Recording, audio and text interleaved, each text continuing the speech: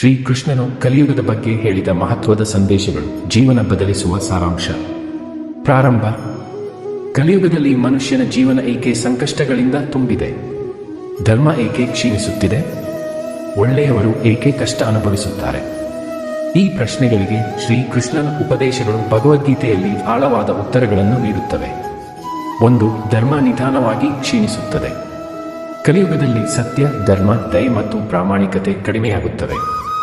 ಅನೇಕರು ಸ್ವಾರ್ಥಕ್ಕಾಗಿ ಬದುಕಲು ಪ್ರಾರಂಭಿಸುತ್ತಾರೆ. ಆದರೂ ಧರ್ಮವನ್ನು ಪಾಲಿಸುವವರನ್ನು ದೇವರು ಎಂದಿಗೂ ಕೈಬಿಡುವುದಿಲ್ಲ. 2. ಕರ್ಮದ ನಿಯಮ ಎಂದಿಗೂ ಬದಲಾಗುವುದಿಲ್ಲ. ಯಾವ ಯುಗವಾಗಿದ್ದರೂ ಮನುಷ್ಯ ಮಾಡಿದ ಕರ್ಮಕ್ಕೆ ತಕ್ಕ ಫಲವನ್ನು ಅನುಭವಿಸಲೇಬೇಕು. ಒಳ್ಳೆಯ ಕೆಲಸಕ್ಕೆ ಒಳ್ಳೆಯ ಫಲ, ಕೆಟ್ಟ ಕೆಲಸಕ್ಕೆ ಕೆಟ್ಟ ಫಲ ಸಿಗುತ್ತದೆ. ಕರ್ಮದಿಂದ ಯಾರೂ ತಪ್ಪಿಸಿಕೊಳ್ಳಲು ಸಾಧ್ಯವಿಲ್ಲ.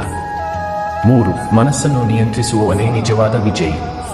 ಕಲಿಯುಗದಲ್ಲಿ ದೊಡ್ಡ ಶತ್ರು ಹೊರಗಿಲ್ಲ, ನಮ್ಮ ಮನಸ್ಸಿನಲ್ಲೇ ಇದೆ. ಕೋಪ, ಲೋಭ, ಅಹಂಕಾರ, ಅಸೂಯೆ ಮತ್ತು ಮೋಹ ಮನುಷ್ಯನನ್ನು ದುಃಖದ ಕಡೆಗೆ ಕೊಂಡೊಯ್ಯುತ್ತವೆ. ಮನಸ್ಸನ್ನು ಗೆದ್ದವನು ಜೀವನವನ್ನೇ ಗೆಲ್ಲುತ್ತಾನೆ. 4. ಭಕ್ತಿಯೇ ಸುಲಭವಾದ ಮಾರ್ಗ. ಕಲಿಯುಗದಲ್ಲಿ ಕಠಿಣ ತಪಸ್ಸಿಗಿಂತ ನಿಷ್ಠೆಯ ಭಕ್ತಿ, ದೇವರ ನಾಮಸ್ಮರಣೆ ಮತ್ತು ಒಳ್ಳೆಯ ಜೀವನವೇ ಶ್ರೇಷ್ಠ ಮಾರ್ಗ. ಭಗವಂತನನ್ನು ನಂಬಿ ಸತ್ಕಾರ್ಯ ಮಾಡುವವರ ಜೀವನಕ್ಕೆ ಶಾಂತಿ ಬರುತ್ತದೆ. 5. ಸತ್ಯವನ್ನು ಬಿಡಬೇಡಿ. ಸುಳ್ಳು ಹೇಳಿ ಕೆಲಕಾಲ ಗೆದ್ದಂತೆ ಕಾಣಬಹುದು, ಆದರೆ ಕೊನೆಯಲ್ಲಿ ಸತ್ಯವೇ ಜಯಿಸುತ್ತದೆ. ಸತ್ಯದ ಮಾರ್ಗದಲ್ಲಿ ನಡೆಯುವವನಿಗೆ ದೇವರ ಆಶೀರ್ವಾದ ಸಿಗುತ್ತದೆ. 6. ಲೋಭವೇ ದೊಡ್ಡ ಶತ್ರು. ಅತಿಯಾದ ಆಸೆ ಮತ್ತು ಹಣದ ಮೋಹ ಮನುಷ್ಯನಿಗೆ ಶಾಂತಿಯನ್ನು ಕಸಿದುಕೊಳ್ಳುತ್ತದೆ. ಅಗತ್ಯವಿರುವಷ್ಟು ಸಂಪಾದಿಸಿ ಧರ್ಮದ ಮಾರ್ಗದಲ್ಲಿ ಬದುಕುವುದು ನಿಜವಾದ ಸಂಪತ್ತು.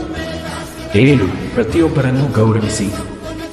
ಜಾತಿ, ಹಣ ಅಥವಾ ಸ್ಥಾನಮಾನದಿಂದ ಮನುಷ್ಯರ ಮೌಲ್ಯವನ್ನು ಅಳೆಯಬಾರದು. ಎಲ್ಲರಲ್ಲಿಯೂ ಪರಮಾತ್ಮನ ಅಂಶವಿದೆ. ಆದ್ದರಿಂದ ಎಲ್ಲರೊಂದಿಗೆ ಪ್ರೀತಿ ಮತ್ತು ಗೌರವದಿಂದ ವರ್ತಿಸಬೇಕು.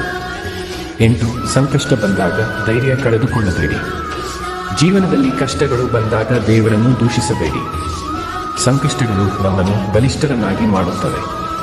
ತಾಳ್ಮೆ ಮತ್ತು ನಂಬಿಕೆ ಇದ್ದರೆ ಪರಿಹಾರ ಸಿಗುತ್ತದೆ. 9. ಕರ್ತವ್ಯವನ್ನು ಪ್ರಾಮಾಣಿಕವಾಗಿ ಮಾಡಿ. ಫಲದ ಬಗ್ಗೆ ಅತಿಯಾದ ಚಿಂತೆ ಇಲ್ಲದೆ ತನ್ನ ಕರ್ತವ್ಯವನ್ನು ನಿಷ್ಠೆಯಿಂದ ಮಾಡುವವನೇ ನಿಜವಾದ ಯೋಗಿ. ಪರಿಶ್ರಮ ಎಂದಿಗೂ ವ್ಯರ್ಥವಾಗುವುದಿಲ್ಲ. 10. ಕೊನೆಯಲ್ಲಿ ಧರ್ಮವೇ ಗೆಲ್ಲುತ್ತದೆ. ಅಧರ್ಮ ಕೆಲಕಾಲ ಬಲವಾಗಿರುವಂತೆ ಕಂಡರೂ ಅದು ಶಾಶ್ವತವಲ್ಲ. ಧರ್ಮವನ್ನು ರಕ್ಷಿಸುವವರನ್ನು ದೇವರು ರಕ್ಷಿಸುತ್ತಾನೆ.